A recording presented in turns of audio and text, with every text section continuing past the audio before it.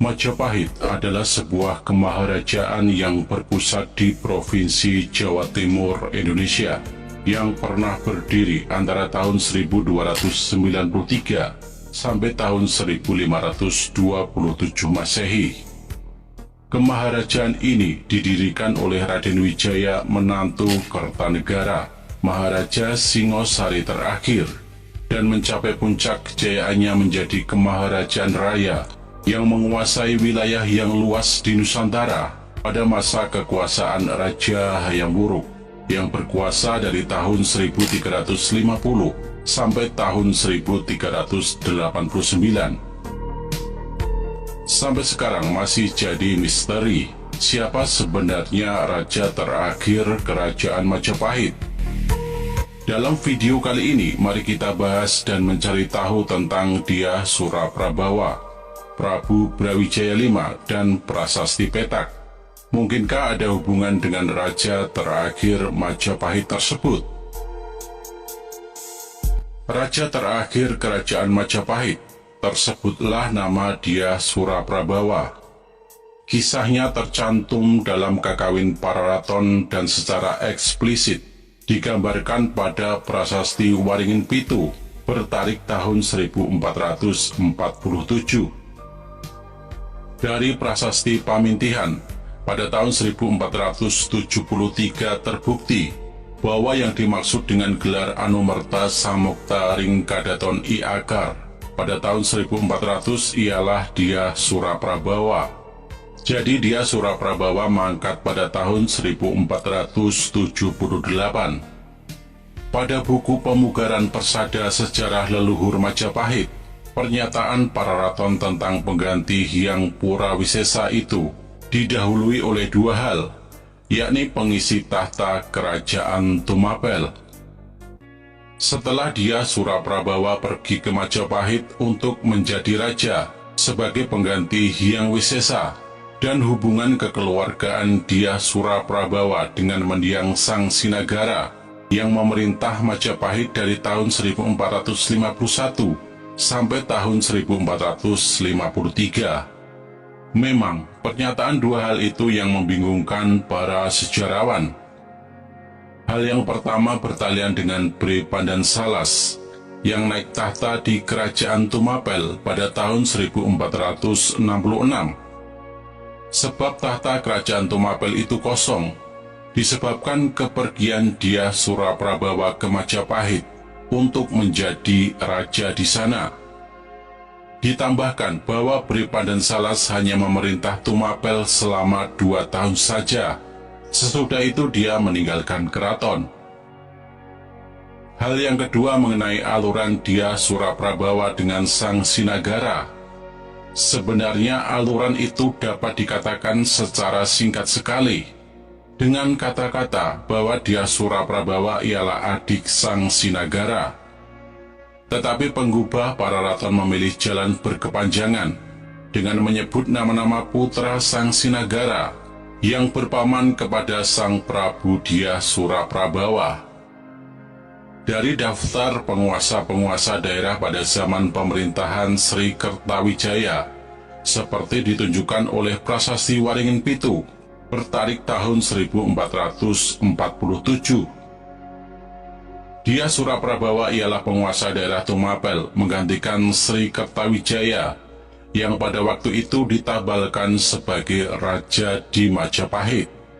Pada waktu itu Dyah Suraprabawa mengambil nama Abhiseka Singawikramawardhana. Setelah menjadi raja di Majapahit pada tahun 1466, Dyah Suraprabawa mengambil nama Abhiseka Giripati Prasuta Bupati Ketabuta, seperti ditunjukkan oleh Prasasti Pamintihan bertarik tahun 1473. Dari versi lain, Brawijaya atau Prabu Brawijaya adalah gelar Raja Majapahit. Terdapat nama Brawijaya kelima yang dianggap raja terakhir. Gelar ini diragukan karena tidak ada sumber dari masa Majapahit yang menyebutkan adanya gelar Brawijaya. Istilah Brawijaya baru muncul dalam karya-karya sastra berbentuk babat dan serat seperti Babat Tanah Jawi, Serat Kanda dan Serat Darmo Gandul, serta sumber cerita rakyat. Nama Brawijaya masih menjadi misteri. Nama itu tidak pernah dijumpai di naskah Negara Kretagama dan Pararaton atau prasasti-prasasti peninggalan Kerajaan Majapahit. Nama Brawijaya berasal dari kata Brawijaya.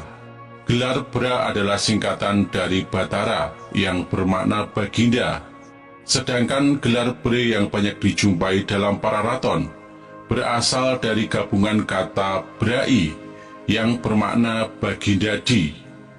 Dengan demikian, Brawijaya dapat juga disebut Batara Wijaya. Berdasarkan Babat Tanah Jawi, tidak terlalu jelas tentang Brawijaya, nama gelar atau nama seseorang. Brawijaya kelima dalam Babat Tanah Jawi dan Serat Kanda diberitakan wafat pada tahun 1478 Masehi akibat serbuan putranya Raden Patah. Serat Kanda menyebut Brawijaya kelima sebagai putra pasangan Damar Wulan dan Kencana Wungu.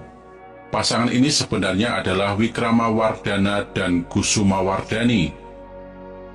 Keturunan mereka yang menjadi Raja Majapahit adalah Sri Suhita dan Wijaya Parakrama Wardaya Dyah Kertawijaya yang bertahta antara tahun 1447 Masehi sampai tahun 1451 Masehi. Berdasarkan urutan Raja Majapahit setelah Raden Wijaya, Kertawijaya menempati urutan kelima. Maka Kertawijaya disebut juga sebagai Brawijaya kelima. Berdasarkan prasasti Jiu pada tahun 1486 Masehi, yang menjadi Raja Majapahit adalah Girindrawardhana Dyah Ranawijaya, putra bungsu Raja Sawardhana Dyah Wijaya Kumara. Dyah Ranawijaya keturunan ke-6 Raden Wijaya dan Raja Padni Dyah Gayatri, karena dapat dikatakan pula sebagai Brawijaya. Dalam catatan Tompes, pengembara Portugis yang datang ke Jawa Timur pada tahun 1513 Masehi dan berdiam di Malaka antara tahun 1512 Masehi sampai tahun 1515 Masehi, ditulis kisah perjalanannya dalam buku Suma Oriental atau Catatan Dunia Timur. Tompes menulis, Raja Jawa saat itu adalah Batara Vigyaya, dan raja sebelumnya adalah Batara Mataram yang menggantikan ayahnya Batara Sinagara. Tokoh ini yang dimaksud Tompes sebagai Batara Vigyaya. Ranawijaya yang pernah menjadi Bri Kertabumi dikenal pula dengan nama Brawijaya kelima. Sedang di naskah kronik Cina yang ditemukan dalam kuil Sampokong di Semarang, mengisahkan akhir kerajaan Majapahit sampai berdirinya kerajaan Pajang. Tentang prasasti Petak. Prasasti ini ditemukan di Desa Petak, Kecamatan Trowulan, Kabupaten Mojokerto, Jawa Timur. Prasasti ini berisi tentang penganugerahan tanah Pradesa Petak oleh pihak Istana Majapahit kepada Brahmaraja Ganggadara. Penganugerahan tanah ini merupakan balas jasa atau bantuan Brahmaraja Ganggadara dalam membantu kejayaan dan kemenangan Majapahit melawan Mungwing Jinggan pada perang dengan pihak Majapahit, 4 putra Sang Sinagara. Sayangnya, sumber sejarah yang valid mengenai detail kehidupan Brahmaraja Ganggadara tidak tersedia.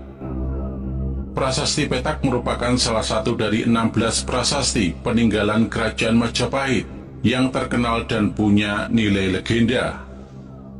Prasasti Petak ditemukan oleh arkeolog Belanda bernama Enchikrom pada tahun 1932.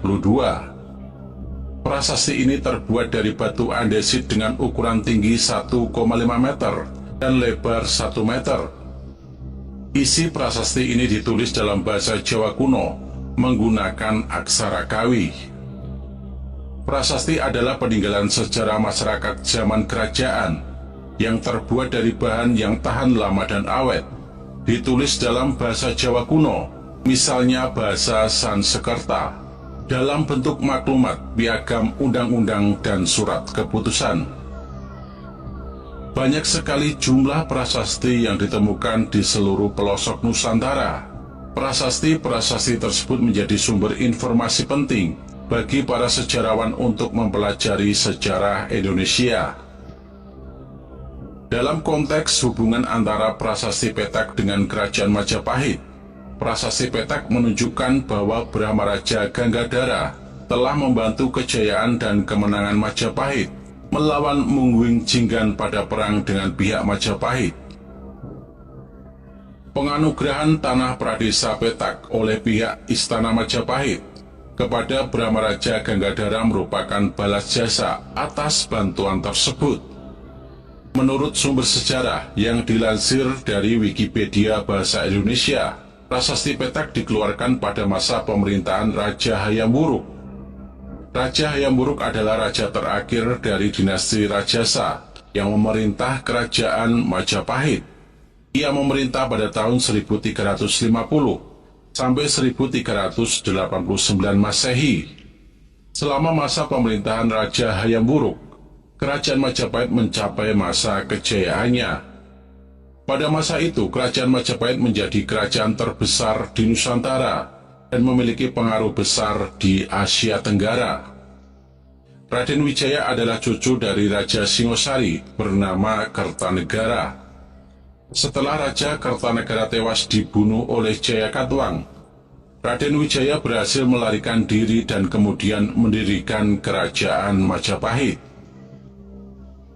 Prasasti Petak tidak menyebutkan raja terakhir Majapahit. Prasasti ini hanya berisi tentang penganugerahan tanah Pradesa Petak oleh pihak Istana Majapahit pada Brahmaraja Ganggadara.